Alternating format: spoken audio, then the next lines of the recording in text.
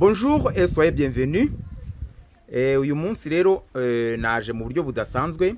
Mu by'ukuri imyitozo ngiye kubaha irakungura gukoresha neza igifaransa by'umwihariko passé composé avec les verbes avoir, avec les verbes être, les verbes pronominaux, traduction en français, production orale.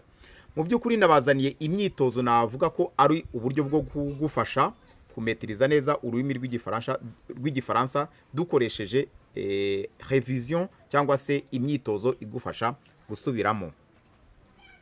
By'umwihariko iri somo ndagira ngo umuntu wese ufite gahunda y'igifaransa akore iyi myitozo. Murajya muri description uyandukure uze kwisubiza utayireba, urabanza uyige nyuma uze kwisubiza utayireba. Ku bijyanye na production écrite na production iyo tuvuze production écrite ni ukwandika nyine, igice cyo kwandika. Hano haba harimo umwitozo ukumenyereza gukora composition. Ni imyitozo rero igabanyijemo ibice bigera ku 9.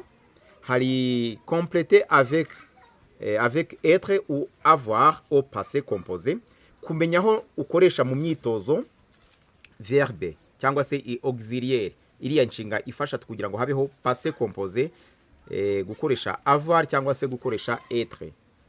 Hari no gushyira inshinga, mettez les verbes au passé composé, gushyira inshinga baguhaye muri passé composé.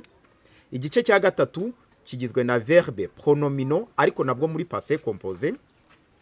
Igice cya kane harimo noneho ibintu ugomba gusubiza ariko mu buryo bwa choix multiple. Mu buryo bwa choix multiple, choisissez les bons auxiliaires. Umuntu akaguha inshinga, akaguha na participe passé, noneho ugahitamo inshinga niba ari avoir cyangwa niba ari être. Harimo noneho uburyo bwo kuguha corriger les erreurs. By'umwihariko rwose ibi bintu bikunda gutangwa mu bizamini cyane. Hakabaho n'igice nashyize intero mu Kinyarwanda, traduisez en français, compléter avec les participes passés. Noneho handi hakaba kuzurisha participe passé, ahandi hakaba production écrite no kwandika dialogue. Ni isomo ryiza cyane, ngusabye ko warisubiramo nk'inshuro zigera ku 10 ukaryandika ku buryo ugera ku rwego rwiza. Nubirangiza rwose abarimu burya natwe tujya duhema, uzambwire nanjye nzakugurira akantu, nzakugurira agafanta rwose. Iyi myitozo nuyirangiza uri ku rwego rwo kuyikora neza. Ni imyitozo navangavanze mu buryo bworoshye iragufasha gusubiramo. Gusaba akantu gato, igihe cyose ushimye amasomo yacu ujye ukora like kuri buri video, ukande ku gatima, ukande ku turabyo, tubone ko turi kumwe. Niko bimeze rero, igihe cyose ushimye video zacu ujye ukora like, uduhe akande ku gatima, uduhe ku turabo, utwandikire kandi utubwire amasomo wifuza. Tudatinze rero reka dutangire. Compléter avec être ou avoir au passé composé. Uyu mwitozo murawureba hasi muri description niho wanditse, ariko nuko mba ndimo kubisoma hano kuri screen yo kanze caption cyangwa caption biriyandika. Ariko ikiza note zose ziri hasi muri description, wazirebamo noneho ukagenda usubiza.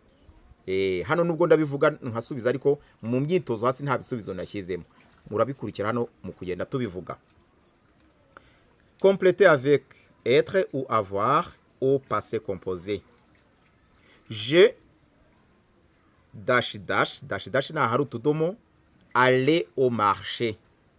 Je aller au marché. Turuzuzamo yihe auxiliaire, nihe nshinga ikoresha aller. Aller ikoresha verbe être. Niyo mpamvu hano tuzavuga ngo je suis allé au marché. Numéro 2, nous dash dash manger du pain. Nous dash dash manger du pain. Manger ikoresha auxiliaire avoir. Nous avons mangé du pain. Twariye umugati. Izi ntero ugize usoma kenshi uzisubiramo. Elle ariko nabanza nkabibutsa aya masomo yose, amavideo yabanje yasobanuye mu buryo buhagije uburyo auxiliaire être ikoreshwa n'uburyo auxiliaire avoir ikoreshwa. byose birimo, wareba mu mavideo yabanje, ariko no kuri buri mwitozo ndongera ngenda mbisobanura ntacyo bitwaye. Elle dash dash arrivait à l'heure. Elle dash dash arrivait à l'heure. Nta gutinda. Elle est arrivée à l'heure. Verbe zirimo kugenda zose dukoresha auxiliaire être. Niyo mpamvu dukoresheje elle et du verbe être. Tukibuka ko kubera ko ari elle participe passé, niyo mpamvu hano turebaho arrivé twashyizeho iyindi e igaragaza ko ari féminin. Pour les verbes ku nshinga zifashwa na être, kuri participe passé tugaragaza niba ari féminin, tugaragaza cyangwa se niba ari pluriel. C'est ce que nous appelons accord du participe passé. Nous quoi accorda nyine. Il dash dash travaillait toute la journée. Il travaillait toute la journée. Travailler ni auxiliaire, c'est être ou bien c'est avoir? C'est avoir. Ils ont travaillé toute la journée. Bakoze umunsi wose. Bakoze umunsi wose. Barakoze cyane. Tu parti ce matin. Tu parti ce matin. Tu dash dash parti ce matin. Partir ni ukugenda nyine. Tu es parti ce matin. Wagiye iki gitondo. Ni igikorwa cyarangije guhita. Tu es parti ce matin. Vous dash dash venu de Kigali. Venir de ni uguturuka. Tu guturuka uba ubugenda ku nshinga harimo nyine kuva ahantu hamwe ujya ahandi. Twabonye ko dukoresha auxiliaire être. Tu es venu de Kigali. Waturutse i Kigali. Tu es venu de Kigali. Aujourd'hui ushobora kuba uri à Paris, ushobora kuba uri à Bruxelles, mais tu es venu de Kigali, ariko waturutse i Kigali. Elle dash dash tombe dans la rue. Tombe ni ukugwa. Elle tombe dans la rue. Muri bya bice bitanu twavuze bikoresha auxiliaire être, twabonye ko ariko ubundi reka bibibutse. Igice cya mbere ni igice kirimo inshinga kugenda, zo kugenda. Igice cya kabiri ni igice kirimo inshinga kwinjira no gusohoka, entrer et sortir. Igice kindi ni igice kirimo inshinga kuvuka no gupfa, ariko byo ni ubuzima, icyo bita ubuzima, mourir et naître. Igice kindi ni igice kirimo kuzamuka kumanuka, monter descendre, ni ibyo ngibyo n'izindi rero. Elle est tombée dans la rue. Yaguye mu muhanda. Yaguye mu muhanda. Tomber a comme auxiliaire être. Elle est tombée dans la rue. Sur le verbe tomber, vous trouvez l'accord sur tomber pour vous montrer que c'est le féminin. Murabona ko twakoze accord tugashyiraho e kugira ngo mubone neza ko e ari elle, ni igitsina gore, ni umukobwa. Elle est tombée dans la rue. Nous acheter une voiture. Acheter, c'est quel auxiliaire? Nous avons acheté une voiture. Numéro 9. Je né en 2002. Né, yine, ça vient du verbe naître. Ivuga kuvuka. Verbe naître nabyo inshinga zivuga ubuzima. Twabonye ko dukoresha être. Je suis né en 2002. Navutse muri bibiri na kabiri. Il devenu médecin. Devenir, automatiquement, c'est un verbe qui a comme auxiliaire être. Ils sont devenus médecins. Bahindutse abaganga cyangwa se babaye abaganga. Ils sont devenus médecins. Mettez les verbes au passé composé. Hano nono izi nshinga ziri muri entre parenthèses zitangira tugiye kuzishyira muri passé composé. Aller, je dash dash à l'école. Tuzavuga ngo iki kuri verbe aller? Aller à l'auxiliaire être. Je suis allé à l'école. Nagiye ku ishuri. Venir, nous dash dash hier. Venir kuza. turakoresha iki? C'est être. Nous sommes venus hier. Twaje ejo. Partir.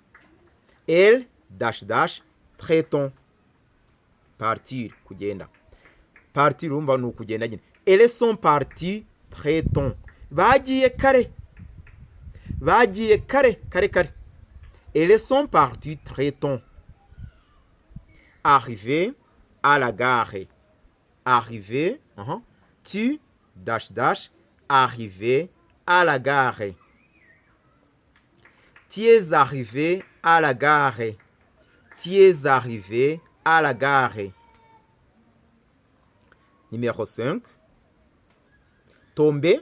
Il dash dash dans la cour. La cour ni mu kibuga.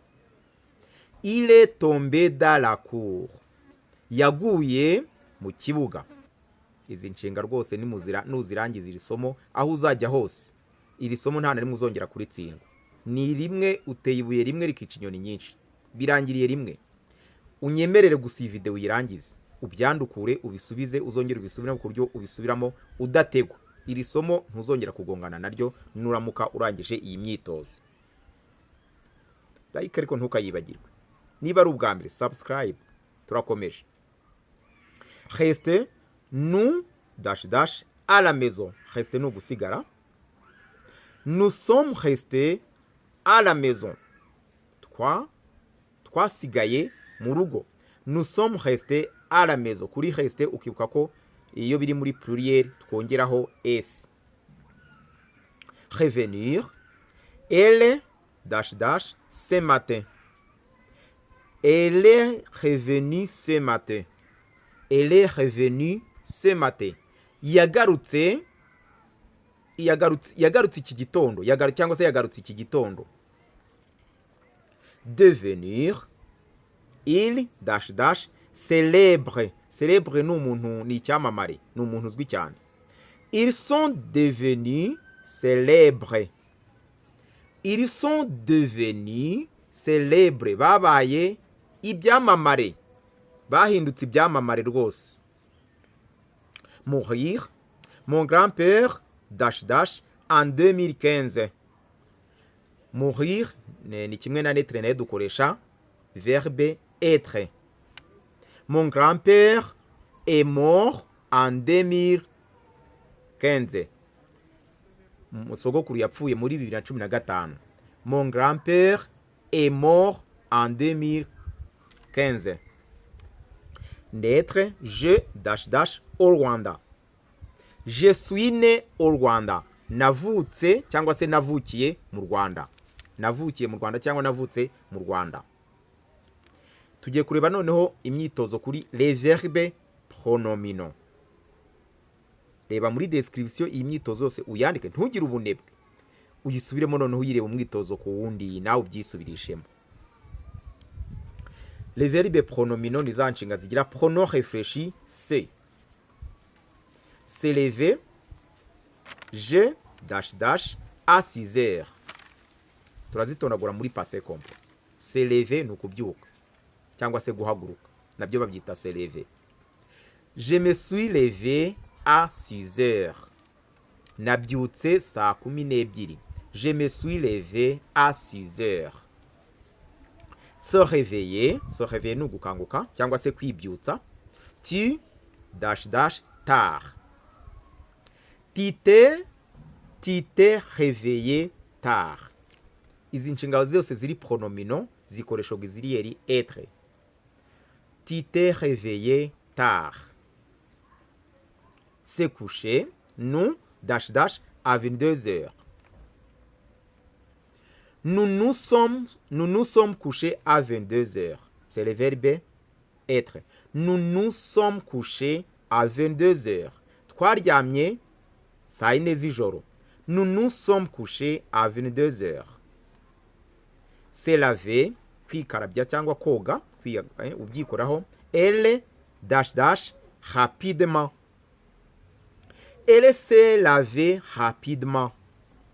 Elle s'est lavée rapidement. Yoze vuba vuba. Yikarabije vuba vuba. S'habiller. Il dash dash élégamment. S'habiller ni ukwambara kwiyambika nyine.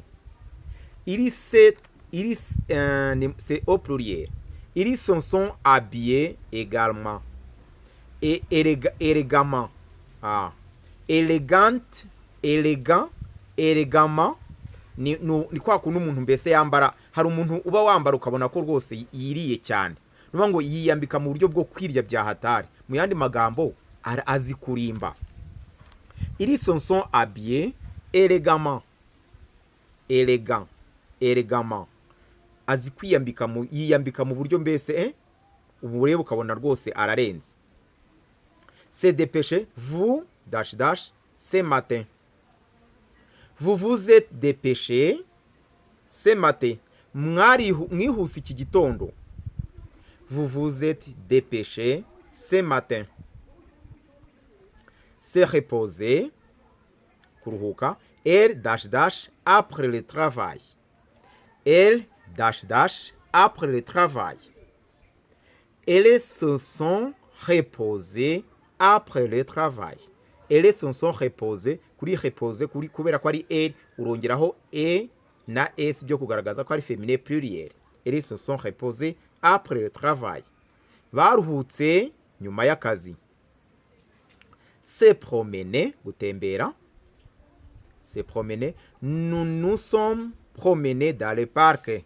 Nous nous sommes promenés dans le parc. Kuri promener roshyiraho s kubera ko c'est pluriel, kubera ko ari mu bwinshi. Se rencontrer, guhura. Se rencontrer. Il dash dash à Kigali. Il c'est au pluriel. Ils se sont rencontrés à Kigali. Bahuriye i Kigali. Ils se sont rencontrés à Kigali. S'amuser, kwishimisha, kwishima, kwikinagura. Les enfants dash dash toute la journée. Les enfants se sont amusés toute la journée. Les enfants se sont amusés toute la journée. Abana bikinaguye bishimishije umunsi wose. Exercice numéro 4. Choisissez le bon auxiliaire. Ugiye guhitamo hano inshinga ifasha ubona ikwiye uyandikemo. Je dash dash monter au 3e étage. Monter ifashwa nihe nshinga? C'est nihe? Je suis monté au 3e étage. Je suis monté au 3e étage. J'ai monté les bagages. Aha hantu rero kamasobanure neza. J'ai monté les bagages. Reka mbanze ngisubize. J'ai monté les bagages. Kubera iki? Impamvu ngiye gukoresha j'ai monté les bagages ni ukubera ko iyo inshinga ifite COD icyo gihe cyose dukoresha auxiliaire être. J'ai monté les bagages. Nazamuye imizigo. J'ai monté quoi? Les bagages ni COD. Iyi nshinga ifite COD dukoresha auxiliaire être. Ibyo nabisobanuye ngire ngo. Elle sortit très tôt. Elle sortit très tôt. Elle est sortie très tôt. Yasohotse kare cyane. Numéro 4. Elle dash dash sortit son téléphone. Ahangaha itonde rero. Sorti, elle a sorti son téléphone. Parce que son téléphone, elle a sorti quoi? Son téléphone. COD. Iyi nteruro nayo ifite complément d'objet direct. Ku nteruro ifite complément d'objet direct. Sortir isanzwe ifashwa na auxiliaire être. Ariko kubera ko iyi nteruro ifite complément d'objet direct, tuzakoresha auxiliaire avoir. Elle a sorti son téléphone. Yasohoye telefone ye. Nous passés chez Paul. Nous passés chez Paul. Nous sommes passés chez Paul. Nous sommes passés chez Paul. Passé avec S parce que c'est pluriel. Nous dash dash passer un examen. nous passer quoi? Un examen. Un examen, c'est un complément d'objet direct. C'est-à-dire, ni complément d'objet direct. Hano tuzakoresha auxiliaire avoir. Nous sommes passés nous avons passé un examen. Twakoze ikizame. Nous avons passé un examen. Nizere ko byumvikana. Tu retourné au village. Tu es retourné au village. Wasubiye mu cyaro. Tu retourné la feuille. Tu retourné quoi? La feuille. La feuille, c'est CO2. C'est-à-dire, tu as retourné la feuille. Wahindukije. Kwa kundi warebaga urupapuro gutya ukaruhindukiza ukareba ku rundi ruhande. Tu as retourné la feuille. Aha ni avoir parce que c'est iyi ntero ifite complément d'objet direct. Il descendit de l'autobus. Il descendit de l'autobus. Il est descendu de l'autobus. Yamanutse mu modoka. Il est descendu de l'autobus. Yamanutse mu modoka. Il descendit les valises. Il descendit quoi? Les valises. Il a descendu les valises. Yamanuye amavalise. Hamwe ni être, ahandi ni avoir. Ahakoresho avoir ni interuro ifite complément d'objet direct. Niba ari ubwa mbere wumvishe iryo jambo, andika COD par Smartness Mahwi TV. Ayo masomo n'imyitozo uze kuyikora ubyumve neza. Hano tugiye gukosora rero amakosa. Corriger les erreurs. J'ai AI tugashyiraho aller à l'école. Tuzavuga ngo iki? Tuzavuga ngo je suis allé à l'école. Ntago tuzashyiraho iriya auxiliaire avoir. Elle est arrivée hier. Elle est arrivée hier. Tuzavuga ngo iki? Elle est arrivée hier. Kuri ko arrivée igira auxiliaire être. Kuri arrivée tukibuka gukomeza gushyiraho iriya e ivuga féminin. Elle est arrivée hier. Nous avons parti ton. Nous avons parti ton. Le verbe partir igira auxiliaire être. Niyo mpamvu tuzavuga nous sommes partis tôt. Nous sommes partis tôt. Twagiye kare. Twagiye kare kare. Ils ont devenu riches. Ils ont devenu riches. Devenir ni uguhindura nyine wahindutse umukire. Bahindutse nako abakire. Ils sont devenus riches. C'est être. Tu as tombé. Non. Tomber igira auxiliaire être. Tu es tombé. Je ai me réveiller. J'ai ai ya verbe avoir. Me réveiller. Ntabwo ari byo. Je me suis réveillé. Elles ont resté ici. Elles ont resté ici. Elles ont resté ici. Non. Elles sont restées ici. Rester igira auxiliaire être. Il a mort en 2010. Il a mort en 2010. Mourir igira auxiliaire être. Il est mort. Il est mort en 2000. Il est mort. Pardon. Il est mort en 2010. Il est mort. Yapfuye muri 2010. Nous avons revenu.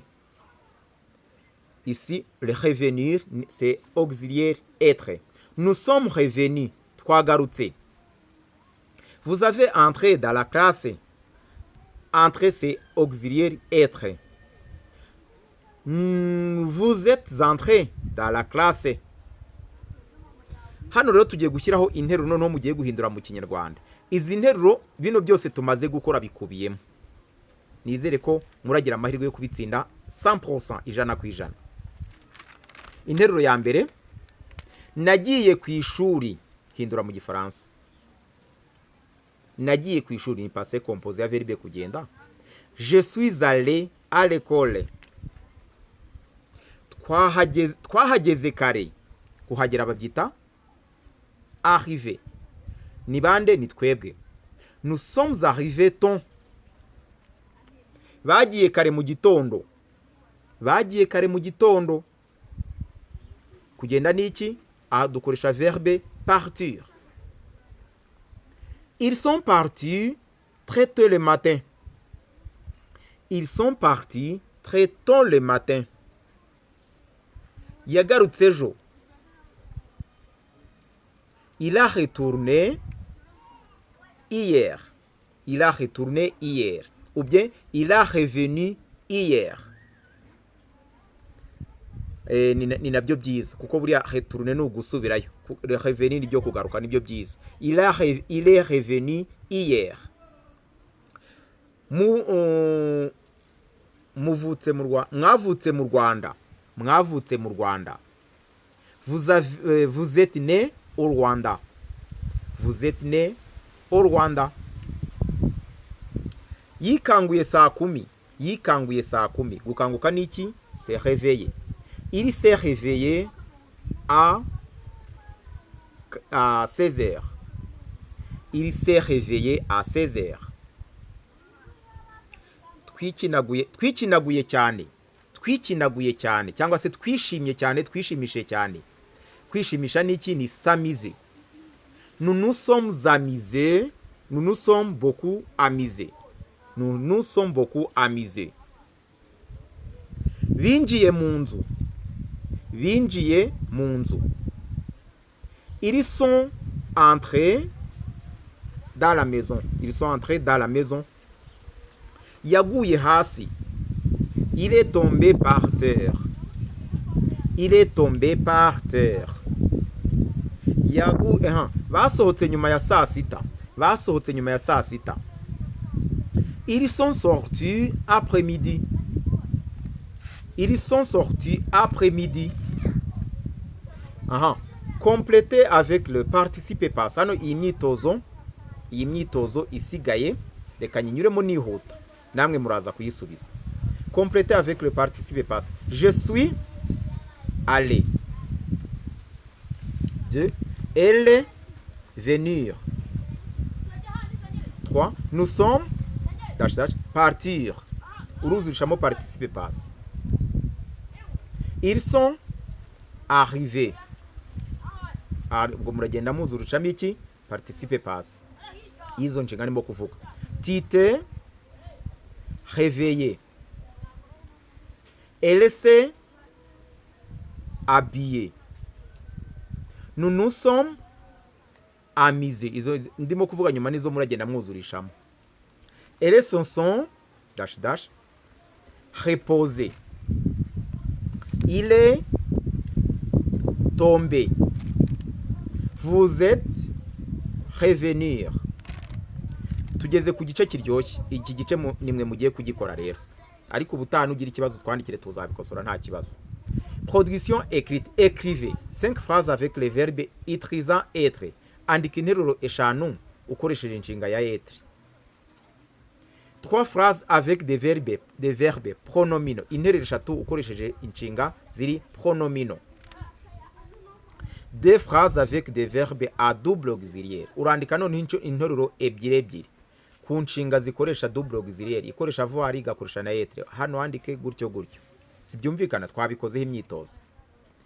Écrivez un dialogue de 10 à 15 lignes en utilisant. Ugiye noneho kwandika ikiganiro. Imirongo hagati y'imirongo 10 na 15. Hari umuntu nanze kuvuga izina rye uri mu Bufaransa. Ariyizi umuntu uri mu Bufaransa. Iyi myitozo nanze kuvuga izina rye, ayikore yose. Ndaza kumwandikira mu gikari mugure ko muri video nanze kuvuga izina rye. Au moins 6 verbes avec être.